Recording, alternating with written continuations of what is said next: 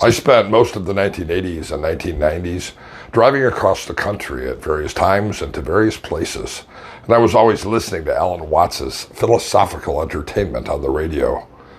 He never came on until long after midnight when Coast to Coast with Art Bell finally concluded. Then in the wee hours of the morning, reruns of Alan Watts's old radio program from KPFA in Berkeley finished the overnight programming. Although Watts died in 1973, his writings, lectures, and radio archives still attract millions of listeners. Perhaps through the power of the internet, his reach now is even bigger than it was in his lifetime. Alan Watts was a philosopher who popularized Eastern spiritual concepts in the West. He's often been described as hypnotic. His teachings, delivered in a calm, rhythmic voice, seem to transport listeners into states of contemplation and even altered consciousness. His lectures today are often set to meditative music, and they continue to captivate audiences, with many people reporting that they enter a trance-like state every time they listen. This raises an interesting question for me, since I'm a hypnotist. Did Watts consciously or unconsciously use hypnotic language patterns, those similar to those developed by hypnotists like Milton Erickson, the famed psychiatrist and hypnotherapist? Watts and Erickson were contemporaries. They developed their ideas and teachings at the same time. It's unknown to me whether or not they were aware of each other's work or if they had ever met. But Milton Erickson was widely regarded as the father of modern hypnotherapy. He was known for his indirect and conversational style of hypnosis. His language patterns are subtle, often weaving metaphors, ambiguities, and paradoxes into everyday conversation. These bypass the critical faculties of the conscious mind and allow suggestions to sink deeply into the subconscious. In this video, I'm going to explore the overlaps between what I see as Watts's philosophical language and Erickson's hypnotic techniques. I'm going to examine whether Watts employed similar methods such as direct and indirect suggestion, post-hypnotic suggestion, anchoring, and how he used metaphor. If we haven't had a chance to meet before, I'm Dr. Richard Nongard, and this video explores the hypnotic language of Alan Watts's lectures, and I'm going to share some of my thoughts about the intersection of Watts's philosophical entertainment and Ericksonian hypnosis. To begin, it's important to recognize the inherent trance-inducing qualities of Watts's voice and delivery, his cadence, his rhythm. When listening to his lectures, one immediately is struck by the slow, deliberate pacing of his words. The rhythmic cadence creates a sense of ease. It helps listeners to relax into the moment. And this mirrors one of the basic goals of Ericksonian hypnosis, to guide a person into a focused and relaxed state. Erickson used pacing and leading, matching the subject's breathing patterns or movements before subtly guiding them deeper into relaxation. Watts, although he was not a hypnotist, similarly led his audience to a relaxed exploration of his ideas. For instance, in a lecture, Watts might say, "It is very important to listen. Listen to the sound of my voice. It is more important than any message I can give you." This instruction does more than urge attention. It mirrors the hypnotic directive to focus entirely on the speaker's voice, bypassing the critical mind and allowing the listener to simply absorb the sound. In hypnosis, focusing on the hypnotist's voice is often the first step towards inducing a trance state. As it draws on the subject's attention, it brings it inward, away from external distractions. Watts frequently employs this tactic. He invites the listener to set aside analysis and surrender to the experience of listening itself. This technique is further enhanced when Watts speaks about abstract concepts like the dance of life or the sound of water. These metaphors transport the listener into a sensory realm, helping them to relax into the flow of his words. Hypnotists like Erickson use similar techniques to create what's often called the trance experience, where a person's mind becomes absorbed in images, sensations, and sounds, bypassing the usual critical filters of consciousness. Erickson's approach to hypnosis relied heavily on indirect suggestion, where the hypnotist doesn't tell the person what to do, but instead offers subtle cues and allows the person to interpret them in their own way.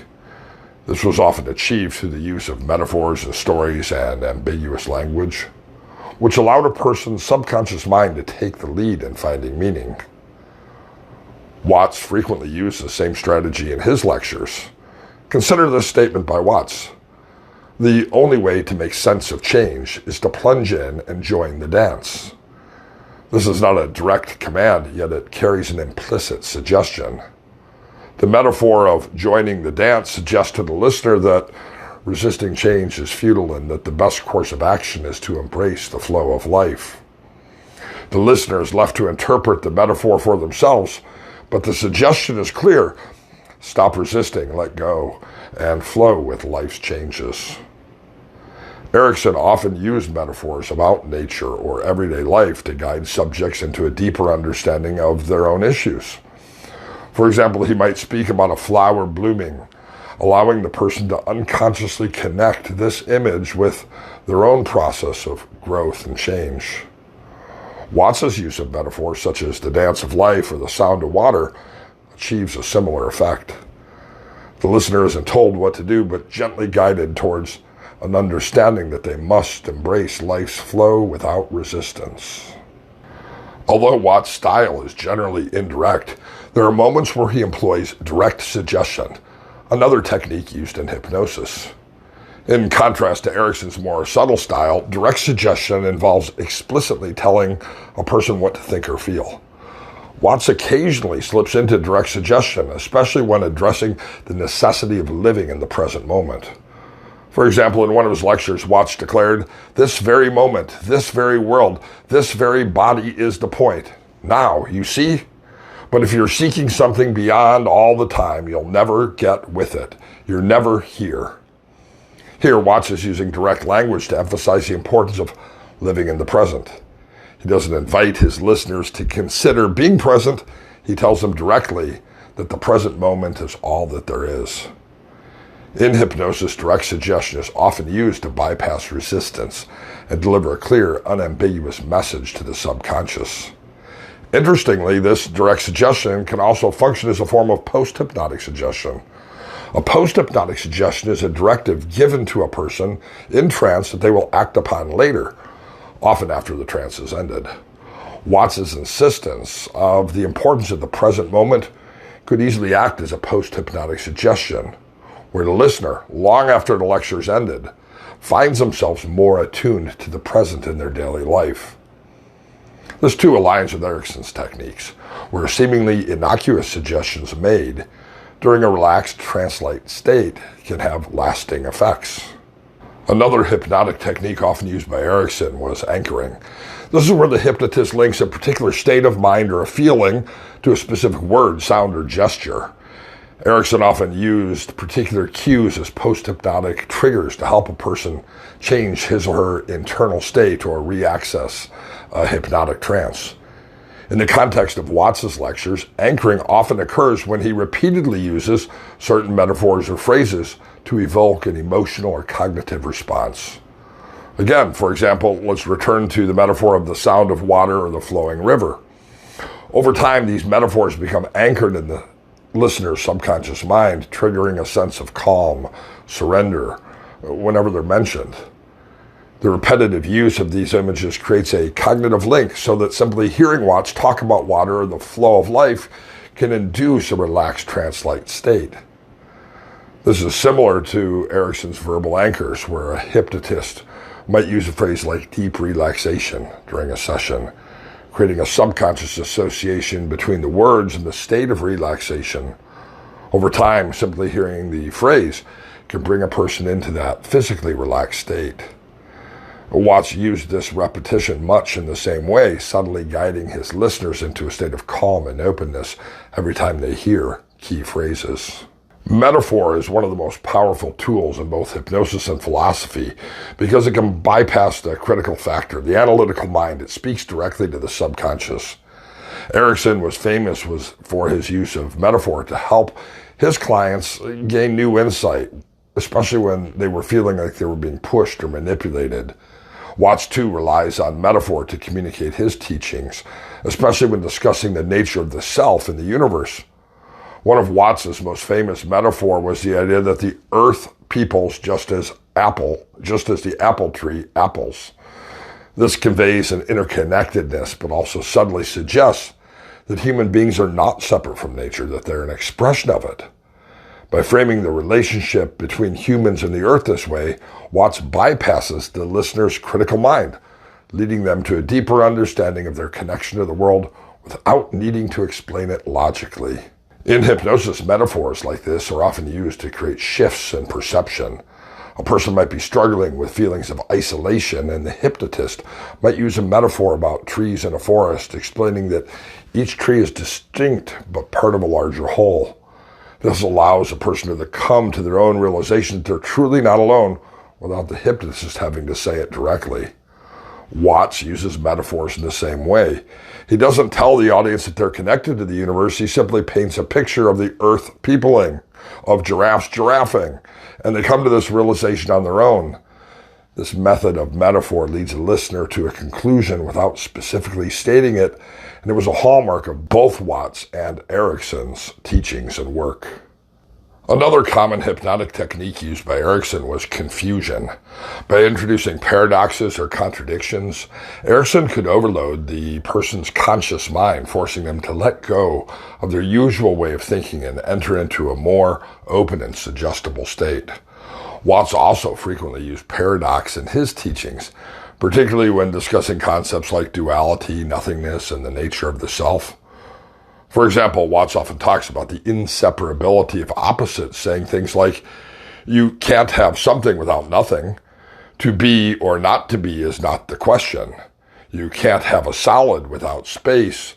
You can't have an is without an isn't. This kind of paradoxical language can be disorienting to the rational mind, which expects clear distinctions between opposites. By introducing these contradictions, Watts, like Erickson, creates a state of cognitive dissonance, where the conscious mind struggles to make sense of the paradox, and the subconscious mind is now free to explore new possibilities. This is one of the key mechanisms of trance-induction. By confusing or overloading the conscious mind, the hypnotist, or in this case, the philosopher, creates an opening for deeper insights to emerge. When Watts discusses the inseparability of opposites, such as something and nothing or light and dark, he mirrors Erickson's technique of using paradox to challenge the listener's habitual ways of thinking. In this state of confusion, the listener's mind is more receptive to new ideas and perspectives, just as a subject in hypnosis becomes more open to suggestions when their conscious defenses are down. Watts' discussions of identity are another example of this. He frequently uses paradox to challenge the notion of a separate self, saying things like, you are all Vishnu playing that you're in this mess, which is part of the cosmic dance.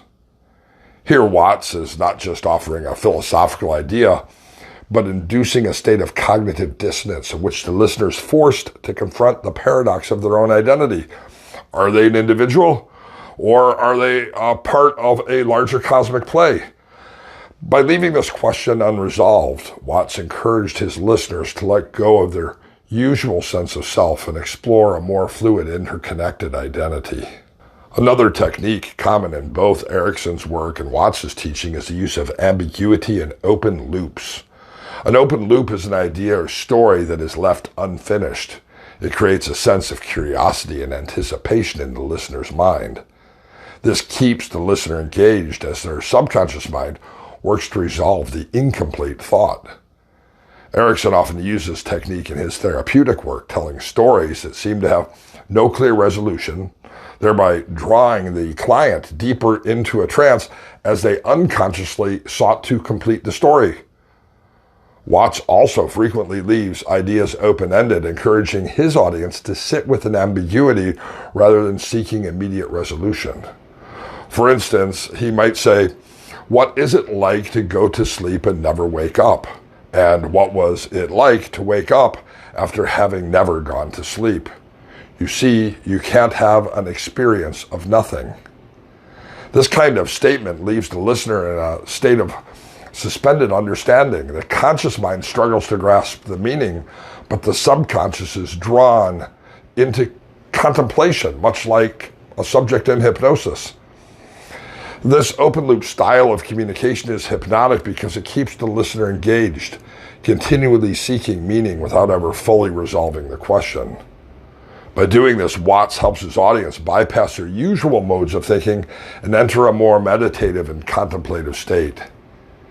The ambiguity of his language allows the listeners to fill in the gaps with their own insights and experiences, much like how Ericksonian hypnosis encourages people to find their own solutions within the framework of a story or metaphor. One of the most powerful tools in hypnosis is the use of post-hypnotic suggestions.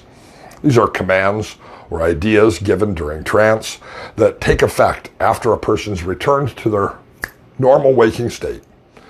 These suggestions are designed to influence a person's behavior or thinking long after the session's ended.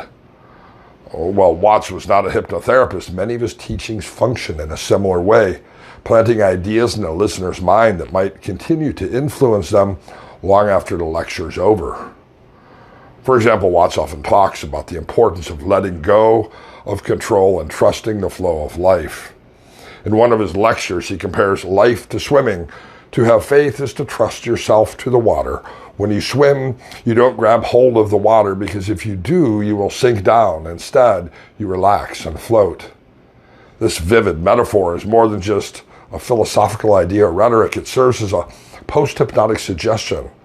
Long after the listener has finished the lecture, they may find themselves remembering the image of floating whenever they face a situation where they feel the need to control or resist.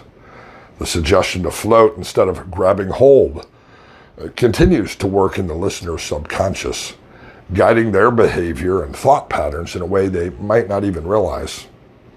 Similarly, Watts' frequent reminders to live in the present moment can function as a kind of post-hypnotic suggestion. The more a listener hears this idea, especially when delivered in Watts' soothing and rhythmic voice, the cadence that he used, the more likely they are to carry it with them into their daily lives. Like a hypnotic suggestion to relax and be present, Watts' teachings become ingrained in the listener's subconscious, subtly shaping their perception of time and reality. One of the most compelling aspects of Watts' teachings is his emphasis on play and wonder. In contrast to the Western mindset that often equates life with work, Watts continually reframes life as play, suggesting that we approach our existence with a sense of lightness and curiosity rather than striving and struggling.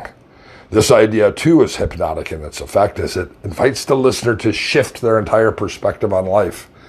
In his famous statement, "This is the real secret to life, to be completely engaged with what you are doing in the here and now, and instead of calling it work, realize it is play."